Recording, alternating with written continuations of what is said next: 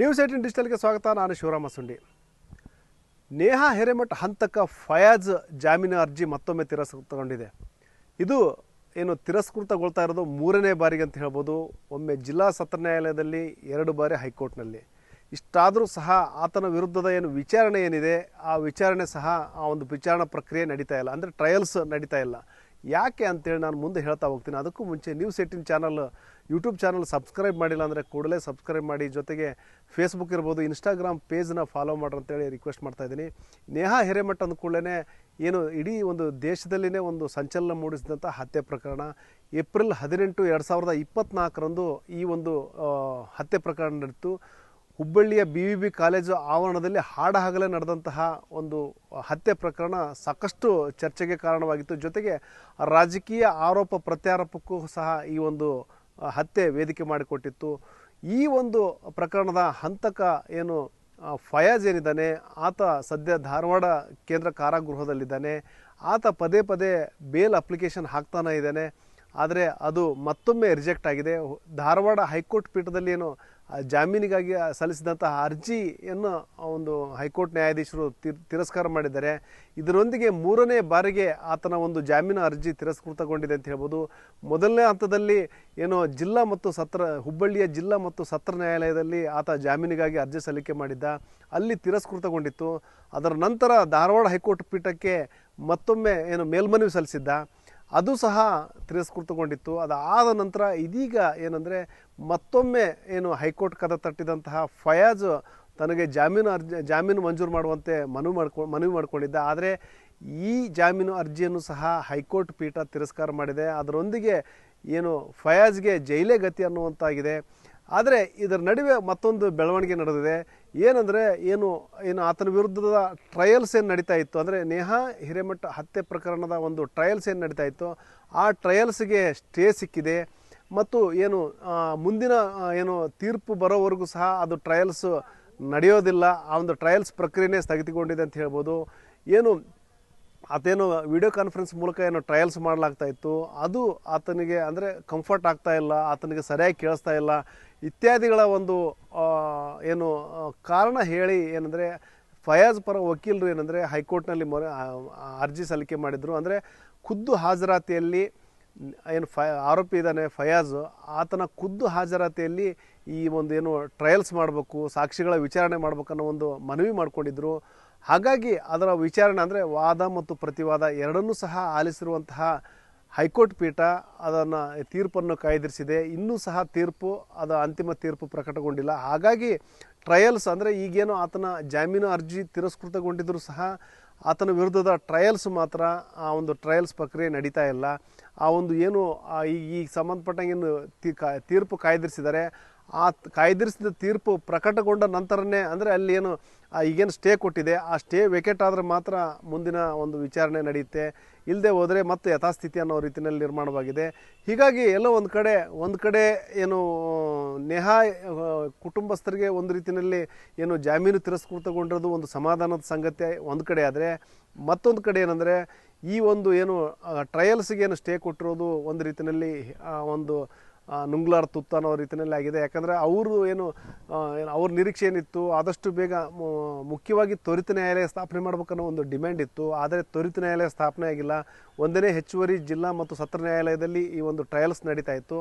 ಆ ಟ್ರಯಲ್ಸ್ಗೂ ಸಹ ಸ್ಟೇ ಕೊಟ್ಟಿರೋದ್ರಿಂದಾಗಿ ಆ ಒಂದು ಇಡೀ ಪ್ರಕ್ರಿಯೆನೇ ತಾತ್ಕಾಲಿಕವಾಗಿ ತಡೆಗೊಂಡಿದೆ ಅಂತ ಹೇಳ್ಬೋದು. ಹಾಗಾಗಿ ಈಗೇನು ಹೈಕೋರ್ಟ್ ತೀರ್ಪು ಏನು ಕೊಡ್ತದೆ, ಏನು ರಿಸರ್ವ್ ಇಟ್ಟಿದೆ ತೀರ್ಪು, ಆ ರಿಸರ್ವ್ ತೀರ್ಪು ಪ್ರಕಟಗೊಂಡ ನಂತರ ಮುಂದಿನ ಭವಿಷ್ಯ ಅಂದರೆ ಟ್ರಯಲ್ಸ್ ಭವಿಷ್ಯ ನಿರ್ಧಾರ ಆಗುತ್ತೆ.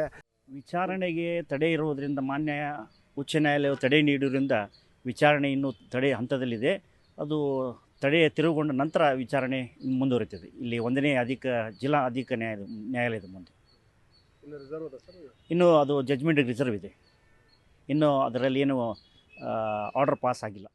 ಮತ್ತು ಈಗೇನು ಟ್ರಯಲ್ಸ್ಗೆ ಏನಾದರೂ ಒಂದು ವೇಳೆ ಗ್ರೀನ್ ಸಿಗ್ನಲ್ ಕೊಟ್ಟರೆ ಟ್ರಯಲ್ಸ್ ಮುಂದುವರಿಯುತ್ತೆ. ಆದಷ್ಟು ಬೇಗ ಒಂದು ಆರೋಪಿಗೆ ಶಿಕ್ಷೆ ಆಗುತ್ತೆ ಅನ್ನೋ ಒಂದು ವಿಶ್ವಾಸದಲ್ಲಿ ಕುಟುಂಬಸ್ಥರಿದ್ದಾರೆ. ಒಂದು ವೇಳೆ ಅದು ತಡೆಯಾಜ್ಞೆ ಅದೇ ರೀತಿ ಮುಂದುವರೆದಲ್ಲಿ ಆ ಟ್ರಯಲ್ಸ್ ಪ್ರಕ್ರಿಯೆನೇ ಒಂದು ಅಪೂರ್ಣಗೊಳ್ಳುತ್ತೆ ಅಂತ ಹೇಳ್ಬೋದು. ಹಾಗಾಗಿ ಎಲ್ಲರ ಚಿತ್ತ ಹೈಕೋರ್ಟ್ನತ್ತ ನೆಟ್ಟಿದೆ ಅಂತ ಹೇಳ್ಬೋದು. ಮತ್ತು ಈ ಹಿಂದೆನೂ ಸಹ ಸಾಕಷ್ಟು ಡಿಮ್ಯಾಂಡ್ ಇತ್ತು. ಏನು ಆದಷ್ಟು ಬೇಗನೆ ನ್ಯಾಯದಾನ ಕೊಡಬೇಕು ಮತ್ತು ಆರೋಪಿಗೆ ಗಲ್ಲು ಶಿಕ್ಷೆ ಆಗಬೇಕನ್ನೋ ಒಂದು ಡಿಮ್ಯಾಂಡ್ ನೇಹಾ ಪೋಷಕರು ಮಾಡ್ತಾಯಿದ್ರು. ಮತ್ತು ರಾಜ್ಯ ಸರ್ಕಾರ ಸಹ ಫಾಸ್ಟ್ ಟ್ರ್ಯಾಕ್ ಕೋರ್ಟ್ನ ಸ್ಥಾಪನೆ ಮಾಡ್ತೀವಿ ಅನ್ನೋ ಒಂದು ಮಾತು ಹೇಳಿತ್ತು. ಆದರೆ ಫಾಸ್ಟ್ ಟ್ರ್ಯಾಕ್ ಕೋರ್ಟ್ ಸ್ಥಾಪನೆ ಆಗಿಲ್ಲ.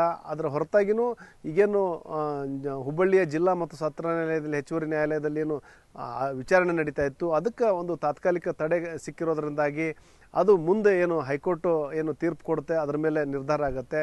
ಒಟ್ಟಾರೆ ಏನು ಸಾಕಷ್ಟು ಒಂದು ಕುತೂಹಲ ಕೆರಳಿಸಿತ್ತು. ಏನು ಫಯಾಜ್ದ ಬೇಲ್ ಏನಾಗ್ಬೋದು, ಜಾಮೀನು ಏನಾಗ್ಬೋದು ಅಂತೇಳಿ. ಆ ಜಾಮೀನು ಅರ್ಜಿ ತಿರಸ್ಕೃತಗೊಂಡಿರೋದ್ರಿಂದಾಗಿ ಅವನು ಈಗಲೂ ಸಹ ಜೈಲಿನಲ್ಲೇ ಕೊಳೆಯುವಂಥ ಪರಿಸ್ಥಿತಿ ನಿರ್ಮಾಣವಾಗಿದೆ. ಆದಷ್ಟು ಬೇಗ ಟ್ರಯಲ್ಸ್ಗೂ ಸಹ ಏನು ಸ್ಟೇ ಕೊಟ್ಟಿದ್ದಾರೆ, ಆ ಸ್ಟೇ ವೇಕೆಟ್ ಆಗಲಿ ಮತ್ತು ಏನು ಆರೋಪಿಗೆ ಆದಷ್ಟು ಬೇಗ ಶಿಕ್ಷೆ ಆಗಲಿ, ಅದು ಗಲ್ಲು ಶಿಕ್ಷೆನೇ ಆಗ್ಬೇಕನ್ನೋ ಒಂದು ಡಿಮ್ಯಾಂಡು ಕುಟುಂಬಸ್ಥರದಾಗಿದೆ. ಈ ಕುರಿತು ಏನು ವಕೀಲರು ಸಹ ಪ್ರತಿಕ್ರಿಯೆ ನೀಡಿದ್ದಾರೆ. ಸದ್ಯ ನಮಗೇನು ನ್ಯಾಯ ಸಿಕ್ಕಿದೆ, ಅಂದರೆ ತಾತ್ಪೂರ್ತಿಕವಾಗಿ ನ್ಯಾಯ ಸಿಕ್ಕಿದೆ. ಮುಂದಿನ ಹಂತದಲ್ಲೂ ಸಹ ಏನು ಟ್ರಯಲ್ಸ್ ಇರ್ಬೋದು, ಟ್ರಯಲ್ಸ್ಗೇನು ತಡೆಯಾಜ್ಞೆ ಸಿಕ್ಕಿದೆ, ಅಲ್ಲೂ ಸಹ ನಮಗೆ ನ್ಯಾಯ ಸಿಗುತ್ತದೆ. ಖಂಡಿತ ಟ್ರಯಲ್ಸ್ ಮರು ಆರಂಭಗೊಳ್ಳುತ್ತೆ ಮತ್ತು ಆದಷ್ಟು ಬೇಗ ಆರೋಪಿಗೆ ಕಠಿಣ ಶಿಕ್ಷೆ ಆಗುವ ರೀತಿಯಲ್ಲಿ ನ್ಯಾಯಾಲಯ ಕ್ರಮ ಕೈಗೊಳ್ಳುತ್ತೆ. ಇಂದು ಮಾನ್ಯ ಗೌರವಾನ್ವಿತ ಉಚ್ಚ ನ್ಯಾಯಾಲಯ ಧಾರವಾಡ ಪೀಠದಲ್ಲಿ ಈ ನೇಹಾ ಹಿರೇಮಠ್ ಕೇಸ್ನಲ್ಲಿ ಆರೋಪಿಯಾದಂಥ ಫಯಾಜ್ ಇವನ ಬೇಲ್ ಅಪ್ಲಿಕೇಶನನ್ನು ಮರು ವಿಚಾರಣೆ ಇತ್ತು ಮತ್ತು ಇವತ್ತು ಏನಿದೆ ಅಂತಿಮ ಆದೇಶವಂತಿತ್ತು.